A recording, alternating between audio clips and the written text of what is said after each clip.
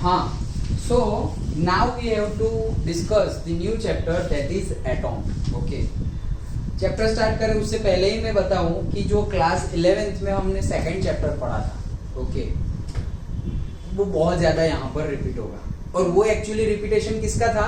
जो class 9th में तुमने पढ़ा था, okay, structure of an atom में, ओके, उसका रिपीटेशन क्लास 11th में हुआ। और वो क्लास 11th में केमिस्ट्री में जो पढ़ा था वही चीज अभी हम फिजिक्स में पढ़ने वाले हैं, ओके, एटॉम के बारे में। अगेन जो लास्ट 2-3 चैप्टर्स थे उसके जैसा ही छोटा और सिंपल चैप्टर है, बहुत ज्यादा लेंथी भी नहीं है। तो बात करते हैं हम एटॉम्स की, ओके। ये चैप्टर में हम क्या क्या देखने वाले हैं? तो ये चैप्टर में हम देखेंगे कि डिफरेंट मॉडल्स ऑफ एटॉम, किस किसने कौन कौन से मॉडल्स दिए, उनकी लिमिटेशंस क्या थी, उनके एडवांटेज, उनसे क्या मिला, हमें कंक्लूजन पॉइंट क्या मिला। सपोज कोई रेडियस, एटम्स की रेडियस कितनी होगी, और से कौन सी ऑर्बिट होगी, n = 1, n = 2, n = 3, कौन सी ऑर्बिट में घूमने से इलेक्ट्रॉन की एनर्जी कितनी होगी, ओके। तो radius, energy and all different models, ये सब कुछ हम ये चैप्टर में पढ़ने वाले हैं। Done, okay. तो बहुत ज्यादा तो रिपीटेशन भी है और थोड़ा बहुत नया भी आएगा। सो स्टार्ट करते हैं हमारा चैप्टर एटॉम। और सबसे पहली बात आती है थॉमसन की, लेकिन थॉमसन से भी पहली बात आती है एक मॉडल जो दिया था, सबसे पहला मॉडल डाल्टन ने दिया था, ओके। सबसे पहला मॉडल डाल्टन ने दिया था और उन्होंने बोल दिया था कि एटॉम कैसा है, एक सॉलिड बॉल जैसा है, एक सॉलिड बॉल जैसा है। फिर जैसे जैसे आगे बढ़े, एक्सपेरिमेंट हुए, तो सबने अपने अपने मॉडल्स दिए और सब कुछ ऐसा कुछ प्रैक्टिकली प्रूवन था नहीं, सब बोल रहे थे, ओके, अपनी थियरी के बेस पे, अपने दूसरे एक्सपेरिमेंट के बेस पे बता रहे थे। Just like de Broglie hypothesis कैसे हमने देखा, वैसे ही वापस आएगी, यहाँ पर भी वो आएगा, ओके। तो वही चीज, तो यहाँ पे डाल्टन ने सबसे पहले मॉडल दिया था, दैट इज दी से क्या कि एटॉम जो है वो सॉलिड बॉल जैसा है, और उसके अंदर जो पार्टिकल्स भी है अंदर के जो, और क्या बोला था कि सारे एलिमेंट्स, जितने भी एलिमेंट्स है, सारे एलिमेंट्स के सारे एटॉम्स क्या है, ऐसे बॉल जैसे, सॉलिड बॉल जैसे। और फिर वो बात किसी ने एक्सेप्ट की नहीं और वो मॉडल को हमने नकार दिया, नहीं माना, ओके। तो वो पहला मॉडल था ना, सारे एलिमेंट्स के एटॉम ऐसे बॉल जैसे होते हैं, सॉलिड बॉल जैसे, अंदर के जो एलिमेंट्स है, अंदर के पार्टिकल्स जो है वो भी ऐसे कंटिन्यूअसली सॉलिड जैसे ही होते हैं। हमने तो देखा था कि भाई अंदर सॉलिड थोड़ी है, वो it is like a tennis ball, okay, not a वो हॉकी बॉल। क्यों? अंदर से होलो है, वो अंदर से तो होलो है ना, जहाँ इलेक्ट्रॉन घूम रहे हैं उसके आसपास तो खाली जगह है, स्पेस है, ओके। तो वो सब तो अभी हमें पता है, लेकिन हम हिस्ट्री में जा रहे हैं, ओके। तो क्या हुआ था? तो पहला मॉडल किसने दिया था? डाल्टन ने।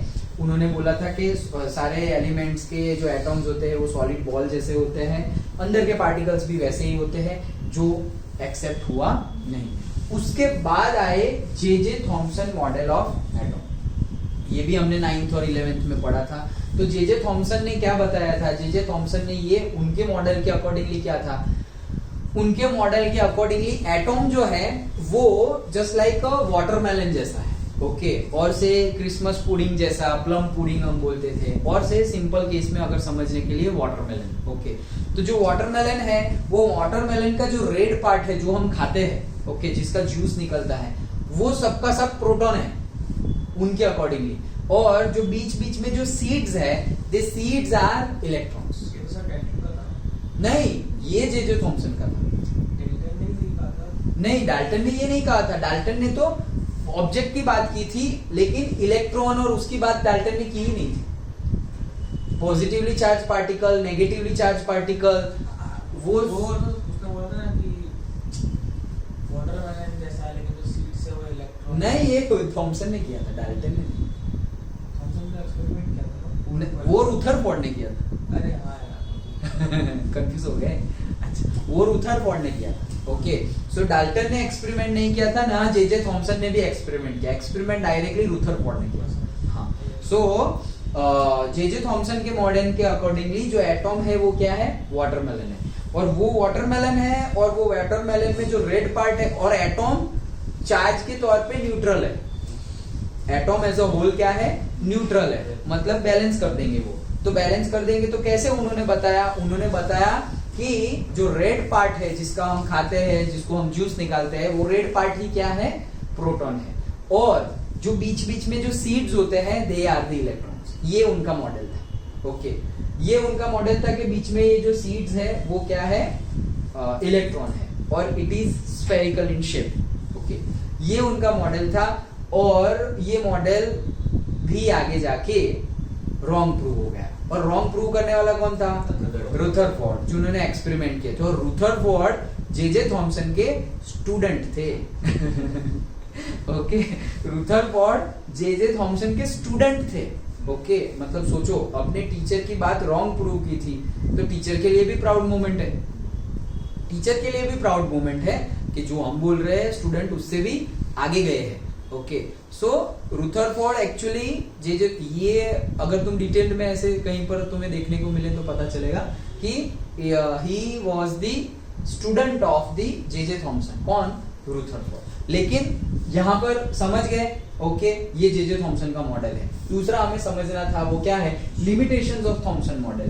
भाई लिमिटेशंस क्या थी, तो यहाँ लिखा नहीं है और राइटिंग में ही लिखना पड़ेगा। इससे अच्छा है मैं तुम्हें बता ही देता हूँ क्या लिमिटेशंस क्या थी।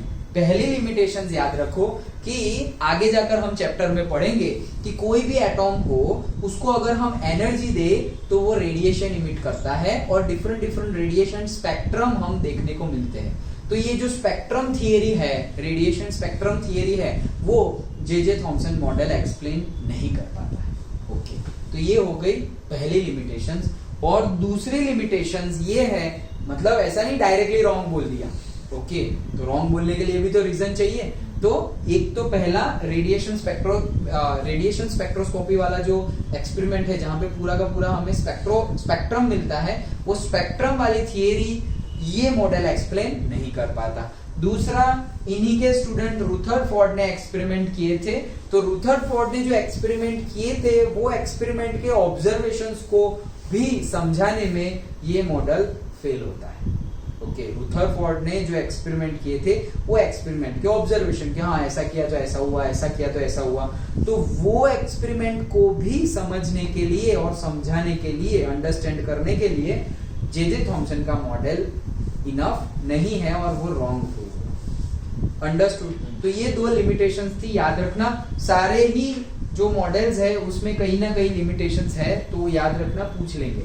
Okay, understood? वो पूछ लेंगे तो लिमिटेशंस याद रखना। सबसे पहली बात डाल्टन, तो डाल्टन में तो भाई कोई कुछ मतलब जो भी दिया था, अब जो भी उनका मॉडल था डाल्टन का, तो वो था सॉलिड बॉल, बस खत्म बात। ओके, सॉलिड बॉल और सारे एलिमेंट्स के एटॉम सेम, वही सॉलिड।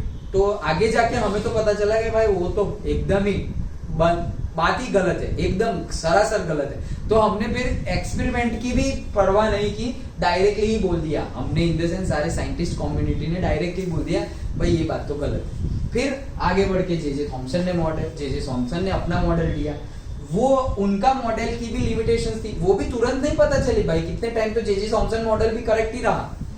ओके, ऐसा नहीं कि आज दिया और कल बोल दिया तुम्हारा गलत है सर, नहीं, ऐसा नहीं है। ओके, सो उनकी मॉडल को भी एक्सेप्टेंस के बाद लिमिटेशंस आई कब, जब फर्दर स्टडी किया तब लिमिटेशंस आई। अगर फर्दर स्टडी नहीं करते तो लिमिटेशंस है वैसा पता ही नहीं चलता, हम इसी को सच मान के आगे बढ़ते रहते। ओके, लेकिन पता चला जब आगे बढ़े तब, जैसे कि रुथरफोर्ड ने एक्सपेरिमेंट किए, फिर वो रुथरफोर्ड के एक्सपेरिमेंट को जे थॉमसन मॉडल एक्सप्लेन नहीं कर पा रहा। अंडरस्टूड? समझ में आ गया?